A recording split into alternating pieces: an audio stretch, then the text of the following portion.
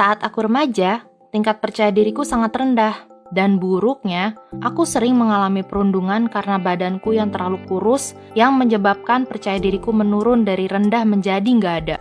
Aku sering melihat gadis-gadis cantik berjalan dan mengobrol dengan anak lelaki di lorong sekolah. Apa yang harus lakukan untuk ada di posisi mereka? Aku begitu iri, karena aku nggak bisa mendapatkan perhatian dari anak lelaki seperti mereka dan nggak yakin bagaimana caranya agar ada yang suka denganku. Kemudian, aku bertemu Brand.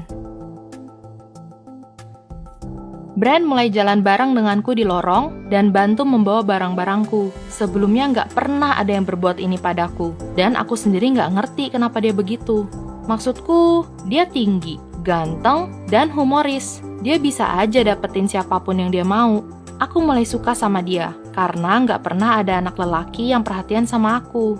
Setelah berteman beberapa lama, dia minta aku jadi pacarnya. Aku nggak percaya apa yang aku dengar. Kira aku mimpi. Jadi dengan cepat dan senang, aku jawab iya sebelum aku terbangun. Awalnya, semua terasa menyenangkan. Aku berasa ada di langit ketujuh, telepon setiap malam, berkirim pesan, jalan-jalan sambil bergandengan kemanapun. Pokoknya, dia adalah pacar yang sempurna, dan menurutku, kami punya hubungan yang sempurna juga. Itu hanya sampai beberapa minggu setelah kami pacaran. Suatu malam, dia mengirim pesan dan bilang, "Hey, kirim fotomu nggak pakai baju dong." Nggak pakai baju. Aku sempat bingung dan pikir dia lagi iseng aja, karena sebelumnya sering seperti ini. Jadi, ku kirim emoji buah ceri. "Enggak, kali ini sungguhan," balasnya. Aku menolak, tapi dia terus-menerus minta. Ku letakkan teleponku dan mencoba pergi tidur, tapi teleponku bergetar setiap ada notif masuk tanpa henti. "Ayolah, please," tulisnya, memohon agar ku kirimi fotoku.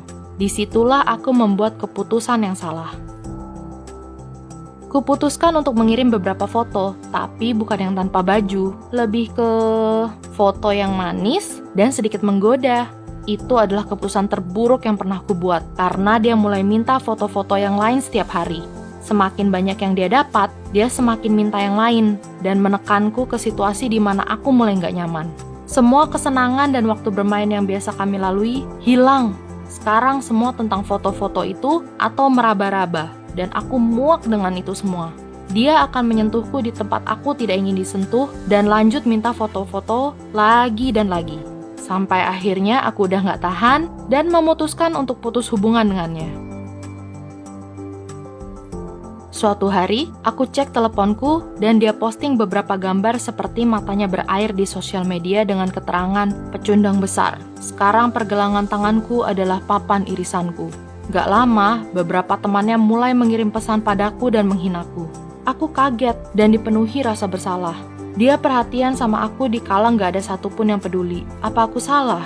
Aku menangis sepanjang akhir minggu dan terus-menerus dikirimi pesan olehnya tentang bagaimana ini semua adalah salahku. Gara-gara aku, dia nggak bisa lanjutin hidupnya. Dan gara-gara aku, hidupnya jadi berantakan. Tibalah Senin, dan di jam pertama sekolah, aku dipanggil ke kantor sekolah. Perjalanan di lorong seakan begitu panjang dan sepi. Jantungku berdegup dan pikiranku kemana-mana. Apa aku dalam masalah? Ada yang terjadi? Saat aku duduk, konselor sekolah bilang dia dengar tentang Brand yang ingin menyakiti dirinya sendiri. Seseorang memberitahunya agar aku terkena masalah.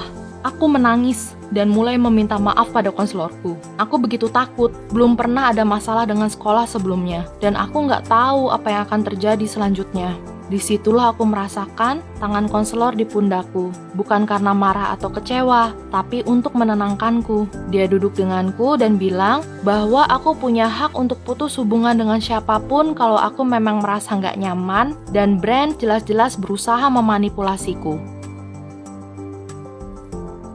Akhir minggu kemarin setelah meragukan diriku sendiri, sedih dan khawatir hilang saat itu juga, dan aku diyakinkan bahwa tindakanku sudah tepat. Untungnya, kalau bukan ada yang iseng ingin membuatku terkena masalah, aku mungkin gak bisa cerita tentang hal ini dan akan menyimpan ini sendirian. Konselorku bilang bahwa yang dilakukan Brand salah karena dia memaksaku melakukan hal yang membuatku gak nyaman, dan salah karena berusaha memanipulasiku agar kembali pacaran dengannya. Setelah pembicaraan kami, konselor menghubungi Brand dan orang tuanya. Orang tuanya marah mereka nggak tahu kalau anaknya melakukan hal itu. Jadi mereka menghukumnya dan mengambil teleponnya. Kupikir masalah akan berhenti di sana, dan kami berdua bisa kembali ke jalan masing-masing dan melupakan yang sudah terjadi. Tapi Brand dan teman-temannya memiliki pendapat lain dan makin marah.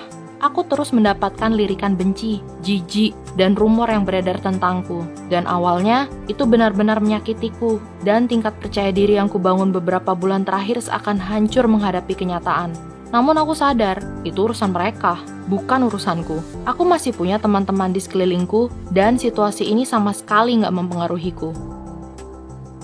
Sampai sekarang, aku masih dengar omong kosong dari dia dan teman-temannya, dan kadang aku merasa sedih tentang kenangan manis saat kami bersama. Tapi aku tahu itu semua sudah berlalu, dan aku lihat sosok aslinya, dan kata-kata jahat itu. Aku nggak peduli, setiap dengar komentar negatif justru membuatku semakin percaya diri, dan aku belajar untuk menyayangi diriku sendiri dan melanjutkan hidup. Aku masih menyesal memberikan Brand apa yang dia mau hanya untuk membuatnya senang, walaupun aku merasa nggak nyaman. Tapi pengalaman ini mengajariku banyak hal dan membuatku semakin kuat pada akhirnya. Yang kupelajari di sini adalah, kalau kamu merasa nggak nyaman melakukan sesuatu, jangan lakukan itu hanya untuk menyenangkan orang lain. Jangan pernah merasa itu semua salahmu tanpa berpikir lagi, dan kalau ada hal yang terlanjur menjadi buruk, cari dan bicarakan dengan seseorang untuk mendapatkan masukan. Aku cukup beruntung dan terpaksa menceritakannya pada seseorang, tapi aku berharap bisa menceritakannya lebih awal. Belajarlah untuk menyayangi dirimu sendiri dan lakukan apa yang menurutmu benar dan tentunya yang membuat kamu senang. Kamu sangat penting, dan kalau kamu menyadari arti dan nilaimu yang luar biasa, semua kebencian yang ditujukan ke kamu nggak akan mempan.